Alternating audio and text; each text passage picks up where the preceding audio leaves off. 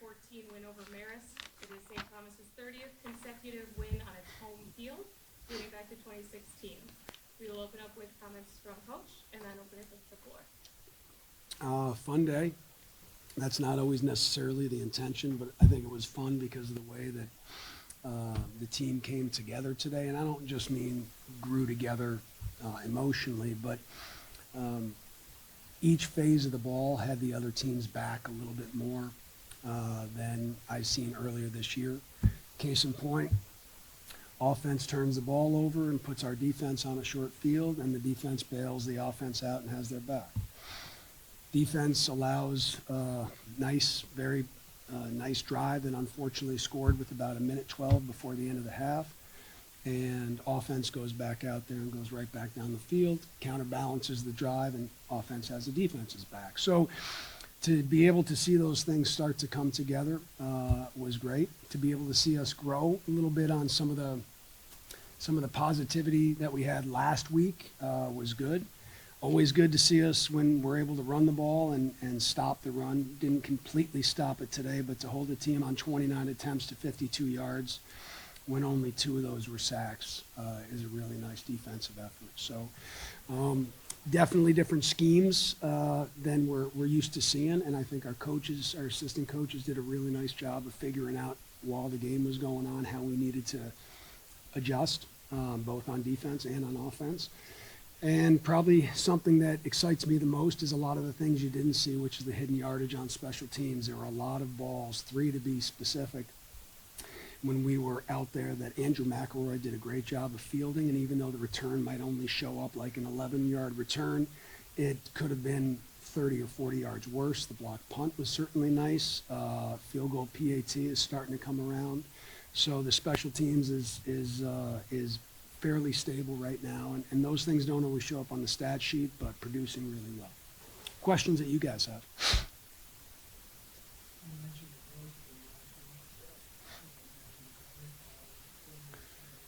Yeah, and we talked about it, Dean, earlier this week, right? Practice doesn't make perfect. Coach Ornato, my high school coach, would say all the time, practice makes permanent. And the way he practiced this week, like I mentioned, he had a phenomenal week of practice. It doesn't surprise me that he played really well. He wasn't perfect. He missed a wide open exit throw to Drew. We had a drop ball early. But to see his growth throughout the last 2.5 weeks has been phenomenal. You saw it specifically on that 2-minute drive. And that's a tricky 2-minute drive. Without giving too much away, it's not dissimilar from the 2-minute drive at the end of the Moorhead State game, where we had to bang a timeout earlier in the half on defense. So we only had 2 and they had 2. So you can't just go guns a-blazing right away. There were actually 3 different tempo variations that had to go together in order for us to do that. But the way he was able to edge pressure, he stepped underneath it, flattened it out, hit the receiver on the sideline, stepped up in the pocket when there were guys off the edge. I think he's playing with the level of practice that we see. And I think that's fair to say maybe the most growth that we've had in the last week has been Amari, and we're going to need that.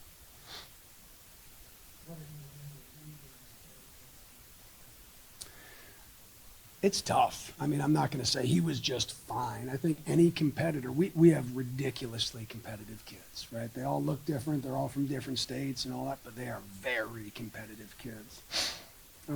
So there's this balance, right? We need to be competitive, but we also need to be a great teammate. And I think Amari was able to balance that. It always hurts when you lose a position, a starting spot. But I also know he was one of the best supporters of TAC during the time that TAC was starting. And conversely, now that TAC is out and Amari is playing, TAC has been one of his best supporters too. And I think I don't think it should surprise anybody that that's the type of kid that we look for. And everybody's going to say, well, we look for those kids too, but we'll go out of our way to look past maybe some kids. Amari's not 6'4", and prioritizing those intangibles and those non-negotiables are part of who we are.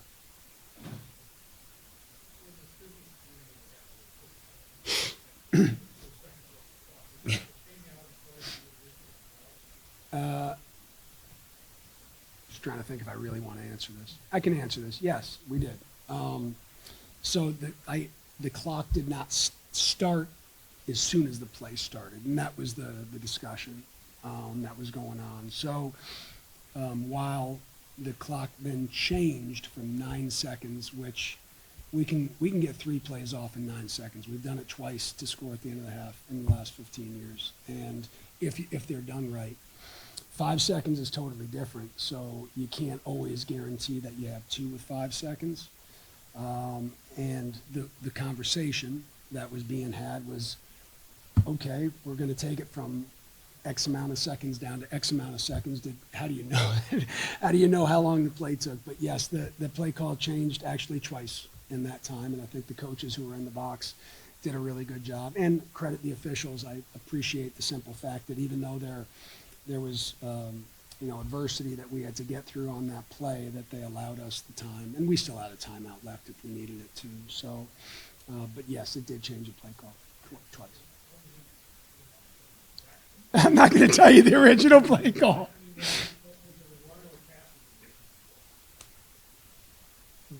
Before it was a run. Before the play was changed, and then it was changed to a different play, and then it was changed eventually to the one that we threw out there. So, yeah, at that point there was 9 seconds and a timeout, and that's like forever. There's plenty of time to do everything you need to, and I thought the way, you talked about Amari's maturity, right? With 5 seconds, to be able for him, we couldn't just throw like a rainbow fade. Well, we could have, but then that's the lot. That's right. And so for him to be thoughtful enough to be able to flatten that out, knowing we either get that or, then you make the decision to kick the field goal, I think shows tremendous maturity. Yep. That was a fun drive. It really was.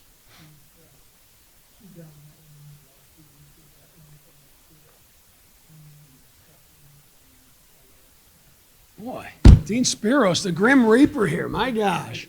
Yeah, frankly, it does if you allow yourself to live in the past. While you're in the season, like we haven't even had our bye week yet, right? Next week.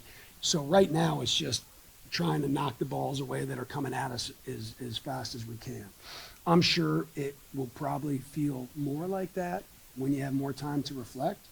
But no one wants to hear it when I say it. No one wants to print it, but we're nothing special. And we're a team, every year we're a team that has to grow into the group that we're going to be. And so for us or for you or for anybody to just take a snapshot of one specific time without the background and context of how that growth lays over it, I think doesn't show the whole picture. And I love our kids because we don't think we're anything special. And we are a team that does have to grow. And we're starting to finally hit a bit of a growth spurt, for sure. What else? Nothing else? Well, grateful for all of you. It was a fun day, and roll times. We are here with junior left tackle Alec Rasmussen and fifth-year senior safety Grif Wurtz. We will open it to the room for questions. Alec, you guys have been really able to run the ball well the last 2 weeks. Anything changed during that period, or just more of an emphasis on running the ball? Yeah, I think the last 2 weeks, as a group, we've been really focused on just giving our effort to the echo of the whistle, is what we say. Just finishing the play, giving it everything we got for those 4 to 6 seconds every single play. And I think that has been definitely a contributing factor to our success the last 2 weeks as an offensive line. And on the defense, 3 key guys have been out of the lineup, but you guys have still performed well. What do you think that says about the defense? Yeah, just about our mentality, next man up.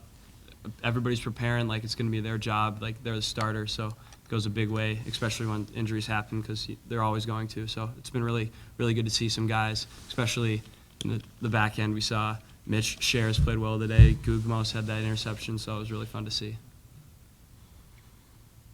You guys took a pretty commanding lead into halftime, and when that happens, what factors into the team staying vigilant to finish the last 30 minutes of the game? Our big thing is, whether we're winning or losing at halftime, score 0-0.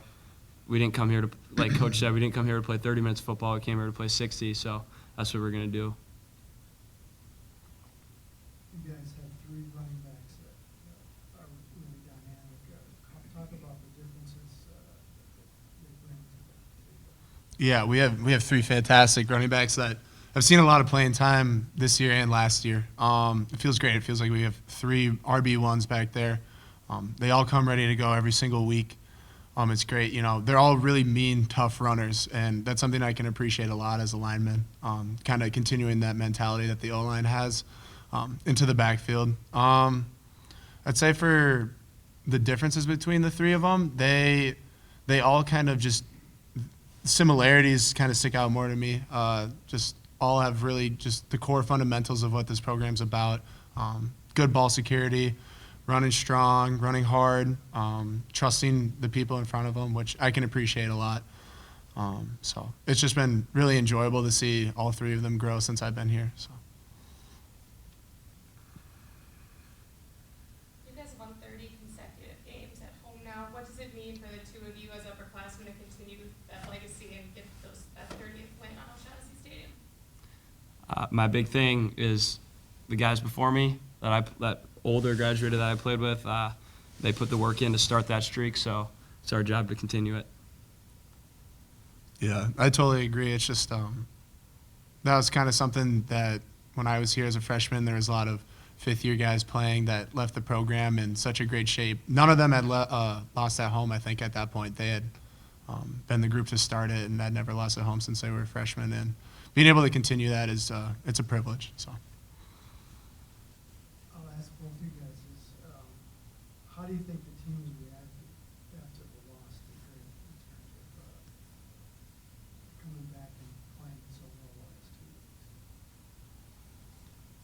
2 weeks? It was a tough one, not gonna lie. It was a tough Saturday night. It's a tough Sunday, but I think the big thing is coaches stress it too. Can't get hung up on it. We got 4 or 5 more games left after that. We got to learn from it, and we just got to keep growing to be the best team we can be by the end of the season. Yeah, we all felt those emotions, the heartbreak of that loss, and what it meant to us to lose. It's not something that's common for St. Thomas. So we all went through those emotions, felt them all, but understood that we had a job to do that upcoming week, and continue to look forward and found ways to get better. Any other questions? All right, thank you guys. Thank you. Thank you.